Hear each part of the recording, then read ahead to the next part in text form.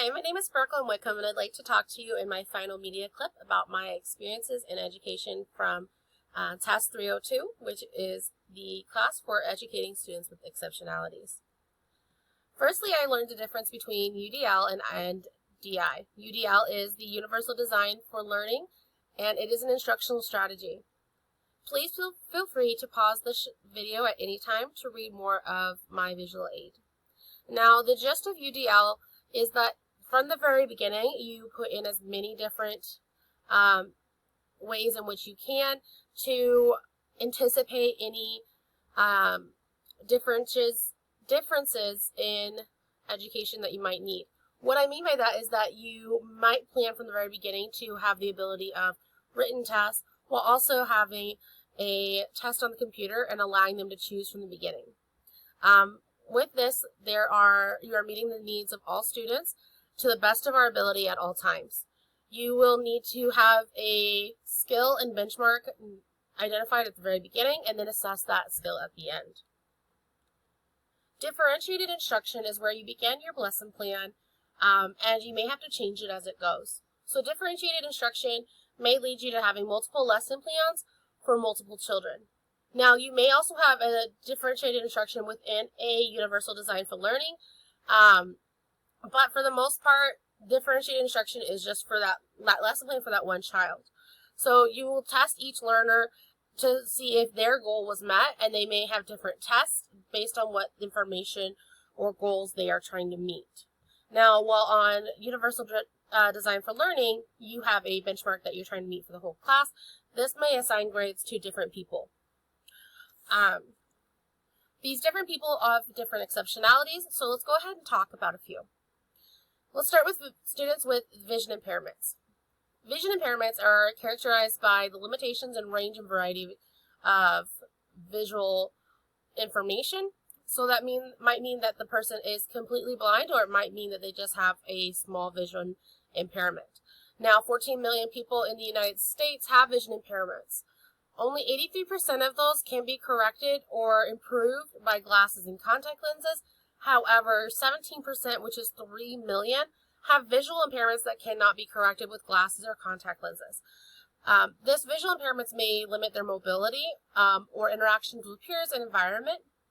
These instructional strategies may mean that you need to provide adapted materials. This may be transcribed in Braille. Tactical versions of the assignment may mean that you utilize the American Printing House for Blind, the use of large print, magnifiers, etc. You can find more of this information in Chapter 16 of the text. Provide alternate social interactions. So while everybody can do something that is farsighted, you may have a board game that they have practiced and learned, and do that outside in recess so that they can still interact with their peers while doing something that they can see and enjoy. You may need to modify the rule in your UDL instruction, and you will need to include paras and TVI in the student's routine if their vision impairment is severe. We also need to talk about students with hearing impairments. Students with hearing impairments have limitations or inability to process auditory information. They may become frustrated due to their limitations. They might find social interactions difficult, or they may have difficulty in or limitations in literacy and verbal speech skills, and more. The instructional strategies that you may use in your UDL methods or differentiated instruction methods would be to maintain visual contact while you're speaking with them so that they can better understand what you're saying. You may have to utilize ASL, not just with them, but with the whole class. Utilizing ASL when that is what they're using with the whole class allows them to pick up ASL so that they can communicate with that student as well and with others in the future. You may have to use sound amplifying devices or equipment such as a microphone or recording yourself. These also might mean that you may have to use closed captions on your videos. We also have students with autism spectrum disorder, or ASD. This is characterized by social communication impairments, restrictive, repetitive behaviors such as rocking back and forth, possible atypical language development, possible sensory and movement disorders, and possible difference in intellectual functioning. I say possible because each student is different, no matter the disability or the exceptionality, and just because one person is characterized by all of these does not mean that everyone will. In fact, 1 in 68 students, though, has been identified as ASD. This doesn't mean that there aren't more, it just means who has been identified. Instructional strategies may mean, always means that you need to provide open communication with the paras, the special education teachers, the parents, and the child themselves. You'll need to provide a safe space for repetitive behaviors. This may include flexible seating. If the child is to rock back and forth a lot, they can do that in a beanbag as pictured without harming themselves or others. Provide positive behavioral supports, include just as much with them as your neurotypical students, and allow for visual schedules and task cards, such as the one provided. Students with learning disabilities. Now, there are a range of learning disabilities. When it comes to reading disabilities and such as dyslexia, we have phonemic analysis, word identification, reading fluency, and reading comprehension. Mathematics disabilities for learning disabilities, such as procedural problems and fact retrieval. Memory could include short-term, long-term, or even working memory. Those with learning disabilities are more likely to experience depression and higher levels of anxiety. They may need more one-on-one instruction, predictable routines and schedules, use of self-regulating tools, such as fidget toys to help them concentrate, and academic and para support. Students with communication disorders, again, there are many here. They may have problems saying something, they may have problems putting them in order, substitutions, omissions, distortions, apraxia, phonography, morphology, and syntax. The instructional strategies for that would be to use supplementary aids and services. You may have to use visual supports and assistive technology so that they can listen to things in a better way, or even speech language pathology. They may have to see a specialist. Students with emotional and behavioral disorders. Now, as you can see, there are many here, so I'm going to list them off.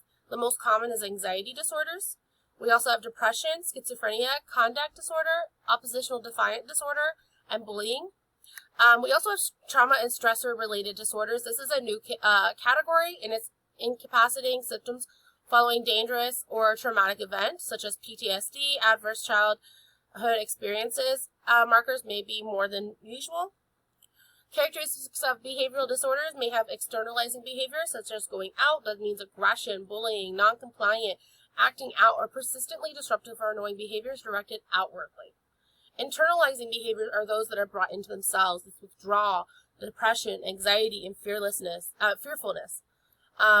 You may need to use UDL, instructional strategies, or DA, instructional strategies for emotional and behavioral disorders, such as integration of technology.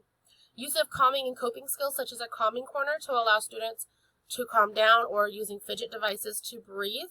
Mindfulness practices, this isn't just for the student, but it's also for the teacher to label their emotions and speak on them. Provide emotional skills and problem-solving skills. So emotional problem-solving skills so that they can work through their emotions. Students with ADHD. ADHD is attention deficit hyperactivity disorder. Now, these are characterized for predominantly inattentive types and predominantly hyperactive impulsive types.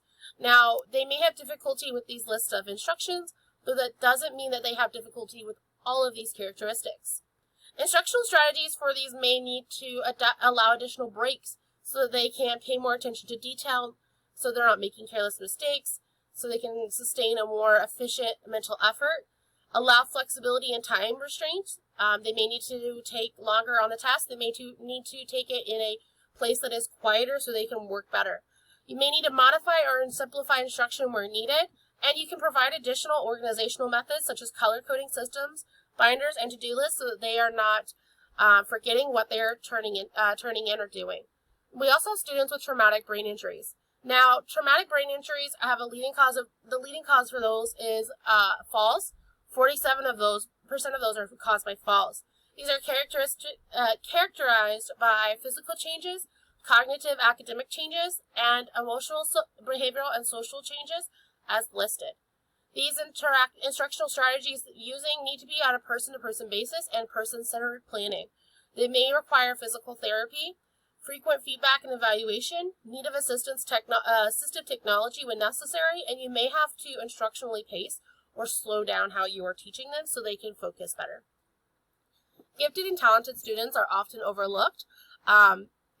schools with gifted programs is about 68.3%, and 31.7% of schools do not have a gifted program. Now, this statistic was taken from schools with more than 20 per grade level. There are multiple characteristics of gifted and talented children, including high general intellect for prodigies, superior functioning. They may have a great creativity related to students' self-determination, good leadership skills, talents in visual and performing arts, and they may be a perfectionist with unrealistic standards for themselves. You will need to use in your UDL sometimes autonomous learner models, cognitive taxonomies, and additional extended curriculum. You may not always be teaching this child what you're teaching the rest of your students because they may already know it, or you may be teaching them additional steps or additional difficulties for that. I've also learned historical and socio-political context. Briefly, I'm going to go ahead and show you our timeline. You can see that it wasn't started until 1840 when the first Rhode Island compulsory law was passed, where the required government provide education to all children within Rhode Island. We moved on and had the classification for autism, stating that it was a condition from birth instead of poor parenting in 1943, as well as many others. You can also see here that the timeline starts to slow down as we are making laws. In 1990, two very important laws, such as the ADA and the IDEA, were passed, defining appropriate education and guaranteeing people with special needs they have same rights as everybody else.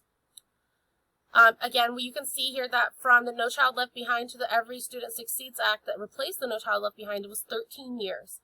The future may hold some great advances, and I'm hoping that we continue to improve these laws and their recitability. Here is a works cited page to help any sources that may need it for more information. I would also like to stress the importance that we as educators and families play in these lives of these children. I really can't wait to have these children in my classrooms, and I hope that you enjoyed my presentation.